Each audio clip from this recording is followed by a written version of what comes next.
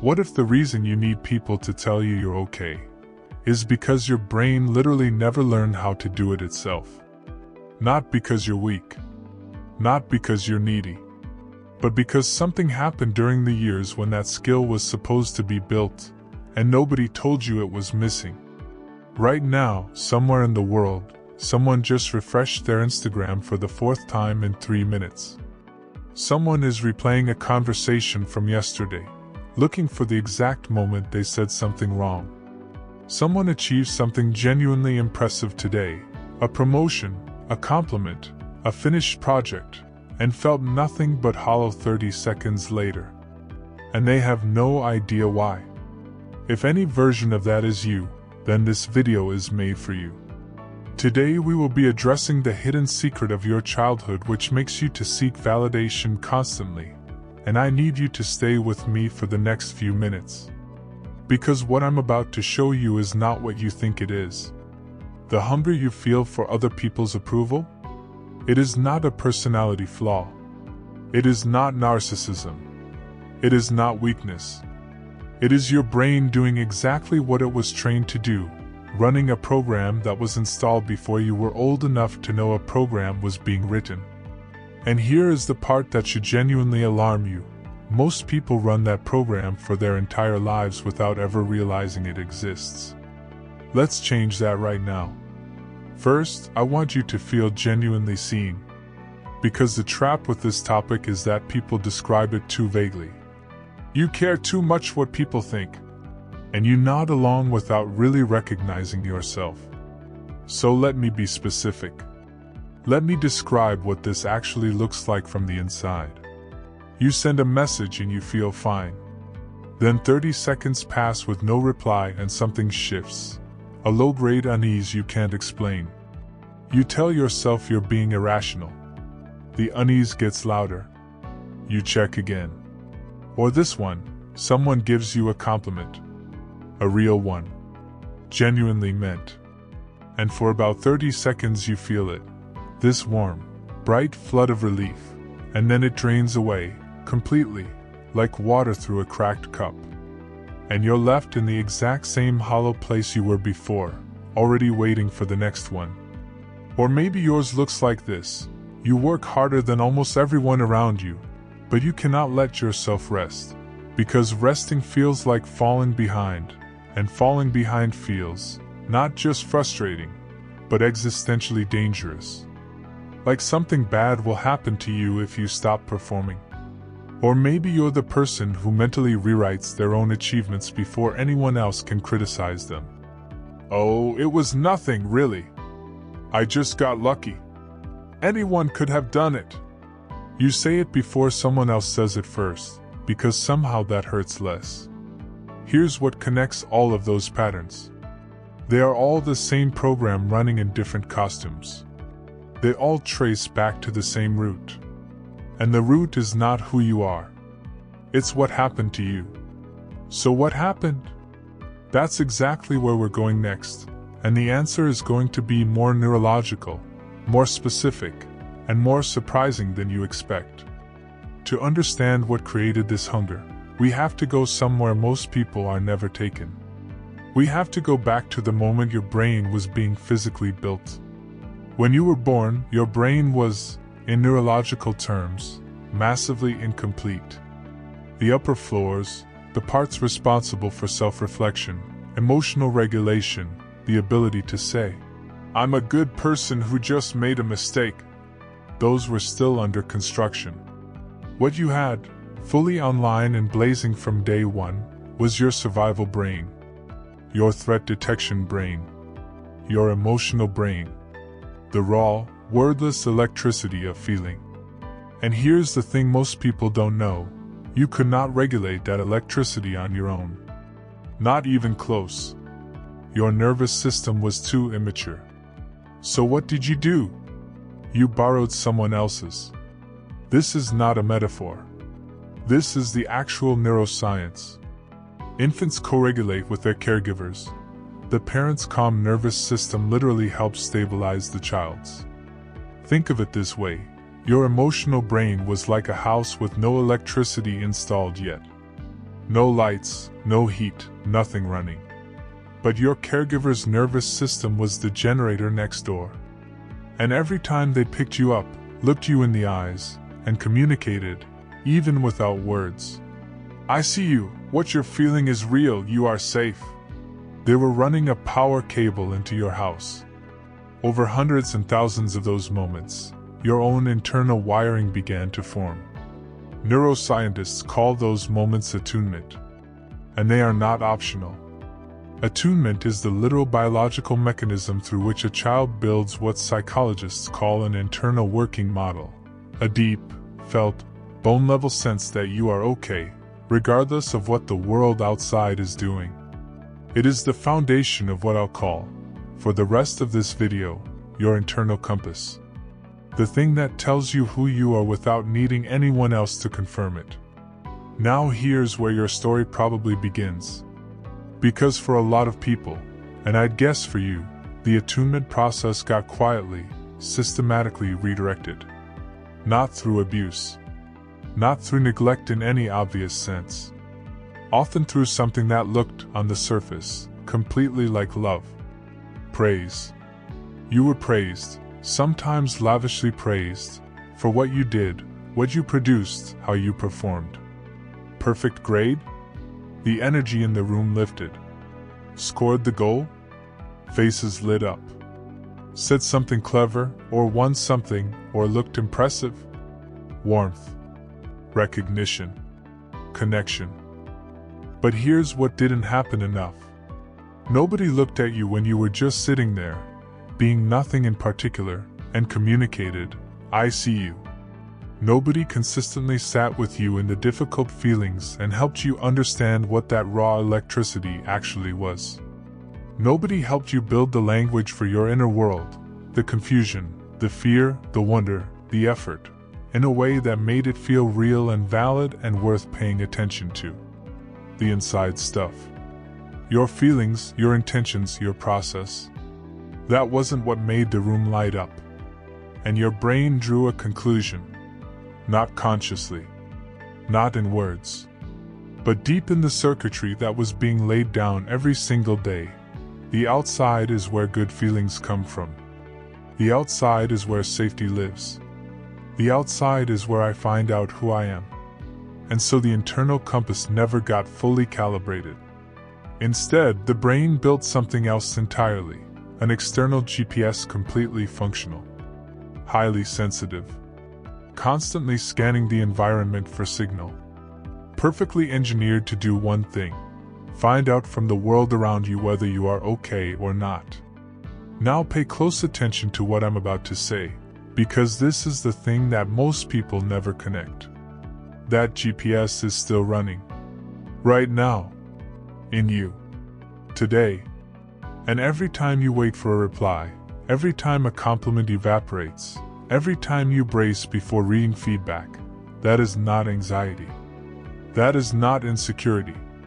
That is a neurological system doing exactly what it was built to do, in an environment it was never designed for. You grew up. The parents are gone.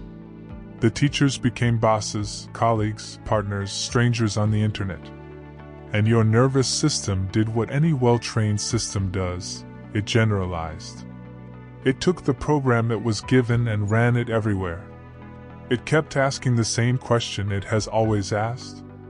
Tell me if I'm okay. Tell me if I'm good. Tell me who I am right now. But here's where the story gets even stranger. And this next part, I genuinely need you to stay with me for this, because it rewrites something most of us believe about praise.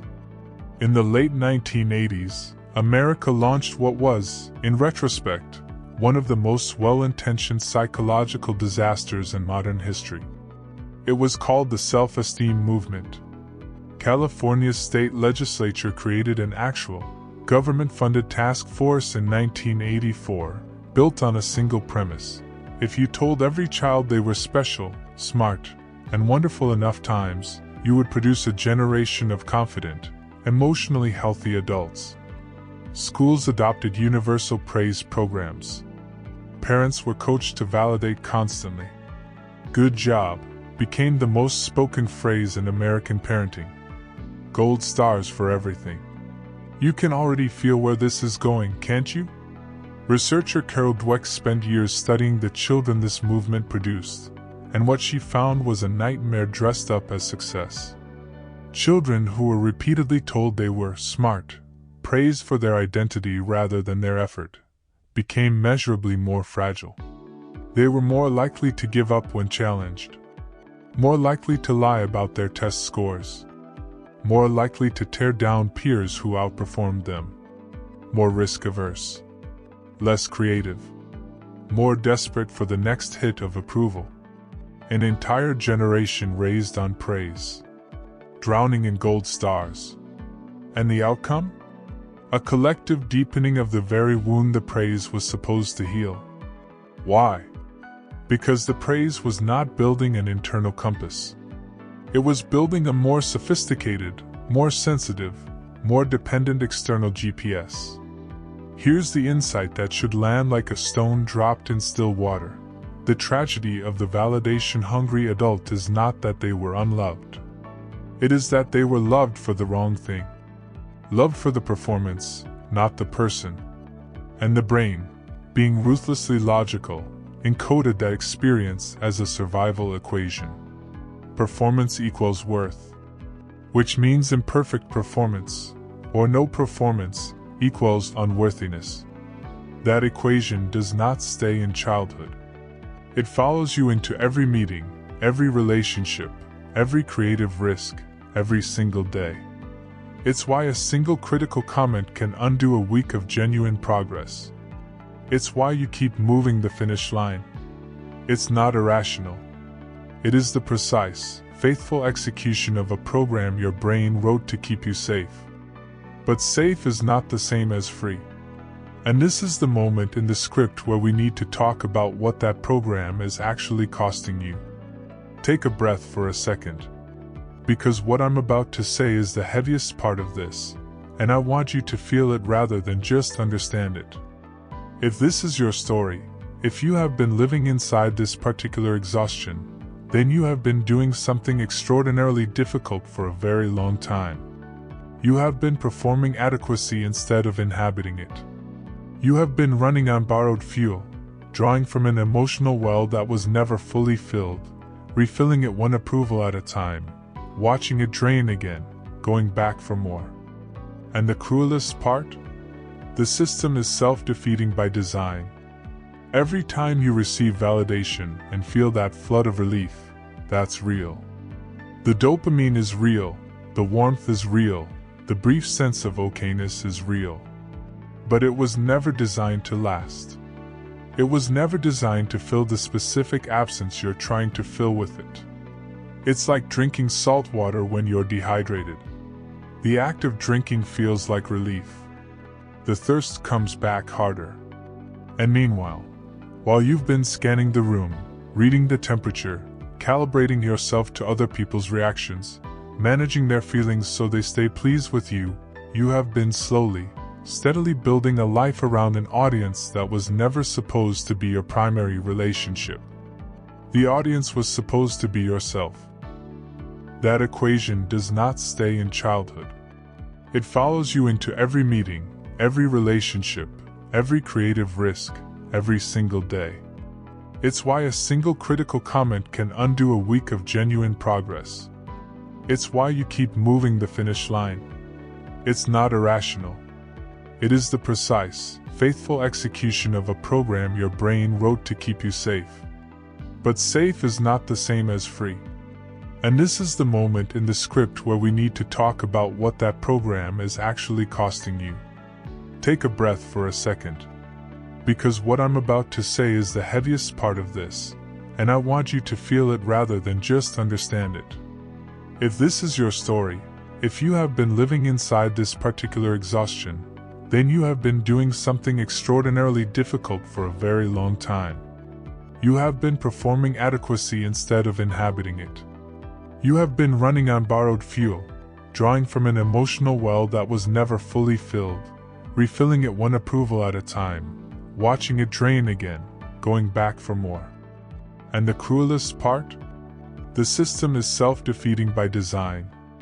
Every time you receive validation and feel that flood of relief, that's real. The dopamine is real, the warmth is real, the brief sense of okayness is real. But it was never designed to last. It was never designed to fill the specific absence you're trying to fill with it. It's like drinking salt water when you're dehydrated.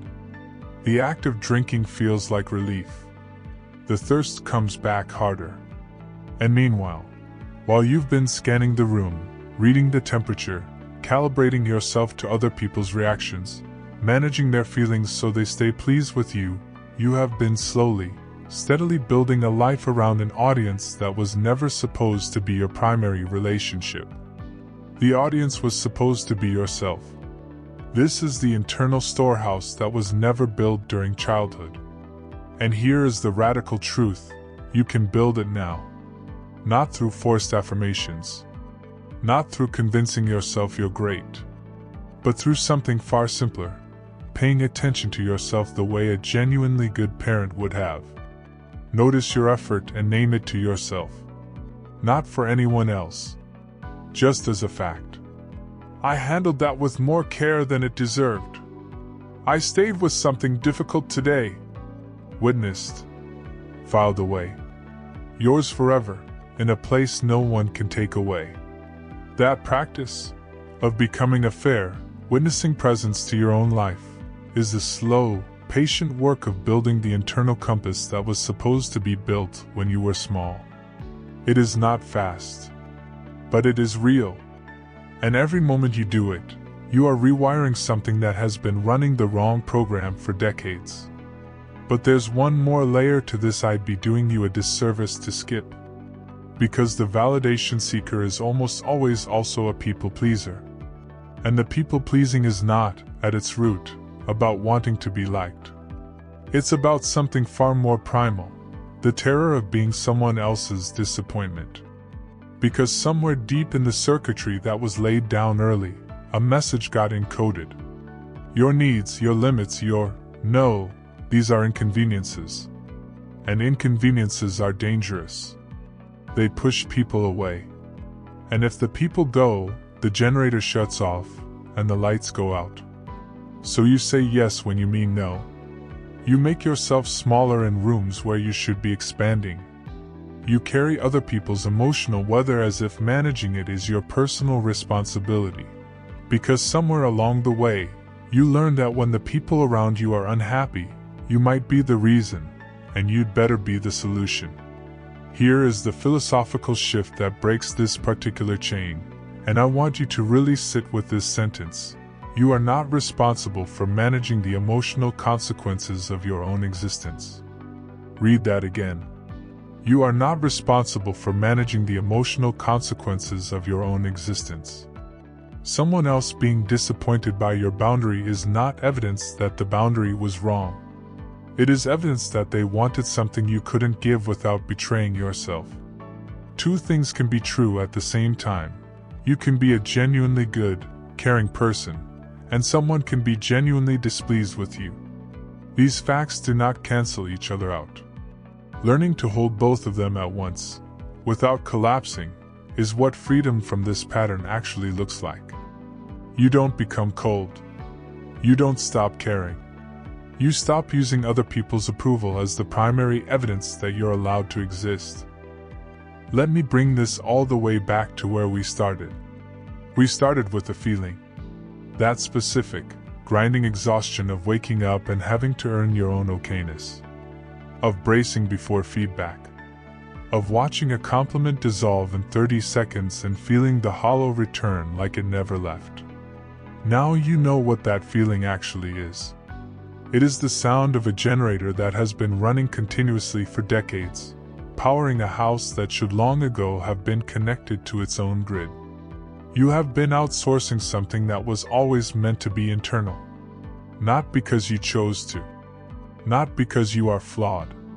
But because the internal grid was never properly installed, and your brain, adaptive, brilliant, relentless, found another way to keep the lights on. And it worked. Let's actually acknowledge that. That strategy got you through. It got you to here. In the environment it was built for, a childhood where external signals were the only available source of okayness. It was not a flaw. It was genius.